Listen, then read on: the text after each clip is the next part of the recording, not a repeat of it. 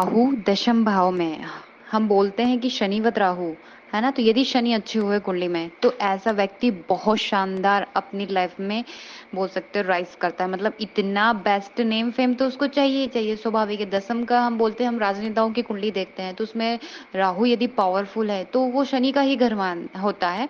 तो फिर बहुत ज्यादा ऐसा व्यक्ति राजनीति में बहुत सक्सेस उसको मिलती है। तो हम देख रहे हैं कि दशम का राहु कैसा फल देता है। नमस्कार दोस्तों, मैं प्रज्ञा आपका हार्दिक स्वागत करती हूँ अपने प्रोग्राम में। दोस्तों, ये मेरे व्हाट्सएप नंबर है, यदि किसी को भी कुंडली से रिलेटेड जानकारी चाहिए, कुंडली बनवाना हो तो आप इस पे संपर्क कर सकते हो और इसके चार्जेस हैं। और यदि मेरा प्रोग्राम आपको अच्छा लग रहा है तो लाइक करें, शेयर करें, प्लीज सब्सक्राइब जरूर करें। हम देखें तो यहाँ पे क्या इल्यूजन तो वैसे राहु क्रिएट ही करके रखता है, चाहे वो नेगेटिव हो या पॉजिटिव। पॉजिटिव है यदि, तो उसने जो क्रिएट करके रखा है ना वो रियल हो जाता है। तो सपनों को मतलब वही कि जो भ्रम में रखता है और सपनों में जीता है वो क्रिएट कर लेता है। तो मतलब ऐसा राहु वाला बंदा लोगों को पढ़ लेता है कि इसको क्या चाहिए, तो उस हिसाब से फिर ट्रीट करता है वो। राहु दशम में हो तो ऐसा जातक हमेशा सोचता है कि कुछ बड़ा करना है अपनी लाइफ में, नॉर्मल नहीं रह सकता है। शनि की स्थिति यदि कैसी है आप देख लीजिए अपनी कुंडली में। यदि शनि ठीक कंडीशन में है तो फिर अपनी फील्ड के ये लोग महारथी होते हैं, क्योंकि वैसे भी शनि का ही घर होता है नेचुरल देखे तो हम। शनि पॉजिटिव बैठे हैं तो राहु वाला बंदा कमाल कर देगा हर बार। ये कब क्या करता है पता नहीं चलता। मतलब इतना बेस्ट क्रिएट जब हम हमारी लाइफ में क्रिएट करते, कब करते, यंग एज में। तो कुछ ऐसा कर देते हैं कि लोगों से डिफरेंट हो जाते हैं। देखो बुढ़ापे में भी बहुत सारे लोग नहीं कर पाते हैं, और मतलब एक एज होने के बाद तो सभी कर लेते, पर जो यंग एज में कर लेता है वो राहु देता है। मतलब कम उम्र में जल्दी सफलता, ये लोग दशम का राहु से आप देख सकते हैं।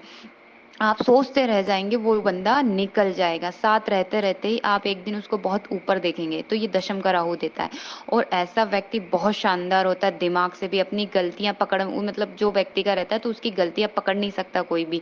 और यहाँ पर चंद्रमा की कंडीशन देख लें तो बहुत बेस्ट है, क्योंकि अप एंड डाउन जो इमोशन होते हैं उनको कंट्रोल करता है खासकर। और यदि पीड़ित होता है राहु यहाँ पर तो आलस्य दे देता है। मतलब कर्म करने में उसको बहुत दिक्कत आएगी यदि राहु यहाँ पे पीड़ित है। मतलब हो सकता है जुगाड़ पे उसको बहुत ज्यादा फोकस हो जाए, फिर अपने ऊपर खर्च करेगा। बाकी वैसे कंजूस भी आप इसको देख सकते हैं यदि नेगेटिव है तो। और इसके साथ ही जो कर्म का भाव है, खासकर यहाँ पर नेम फेम गवर्नमेंट, तो 10th भाव वैसे ही बहुत खास होता है, क्योंकि यहाँ पे फादर की भी आप सेविंग देख सकते हैं। इसका पूरा इफेक्ट हमारे लाइफ, हमारे कर्म कर्म पे ही तो सब डिपेंड होता है ना। तो ये बहुत ज्यादा इंपॉर्टेंट हो जाता है लाइफ में। कैरियर को दर्शाता है। हम यहाँ पे ब्रह्म, मैजिशियन, और इसके साथ ही नए इन्वेंशन, डिजायर, अपनी वैल्यू बताना, ये साइंटिस्ट, मतलब बहुत ज्यादा राहु जहाँ बैठता है वो स्वाभाविक है वहां भविष्य में उसको चाहिए चाहिए तो वो कितना डीपली जाता है। इसके साथ ही हम जो बड़े बड़े मिनिस्टर होते हैं गवर्नमेंट से रिलेटेड, वो सभी यहाँ से दसम का राहु से हम देख सकते हैं। उसमें मकर राशि आती है। तो शनि क्या दर्शाता है? रूल्स रेगुलेशन, सिस्टम से चलना, काम करना, हार्डवर्क करना। टाइम टाइम ही तो है जो राहु बना देता है, क्योंकि शनिवत है और शनि के घर में बैठा है। टाइम का यदि आपने ढंग से यूज कर लिया ना तो ये फिर बना देगा। वही ना, कम एज में अत्यधिक दे देना, तो वह उस हिसाब से पावरफुल माना जाता है। इसके साथ ही हम देखें राजनीति में जिनके भी दशम हाउस में बली है वो बहुत ज्यादा सक्सेस होते हैं, सुपरस्टार हो सकते हैं। ऐसा जरूरी नहीं कि राजनीति ही में ही हो, वो अपनी कंपनी के बेस्ट हो सकते हैं, सीईओ हो सकते हैं, जो भी है अपना बेस्ट देते हैं वो लोग। और इसके साथ ही यदि हम देखें कि राहु की दृष्टि सेकंड भाव पर पड़ती है, जो पांचवी दृष्टि, तो ये होता है कि ओल्ड चीजें, स्पीच का, सेविंग का, कॉइन नोट, पोस्टर, पुरानी चीजें जो इकट्ठे करके रहते हैं, वैल्यूबल चीजें, मतलब आप देख सकते हैं। इसके साथ ही अगले हम देखें सातवीं दृष्टि तो सुख भाव पर होती है।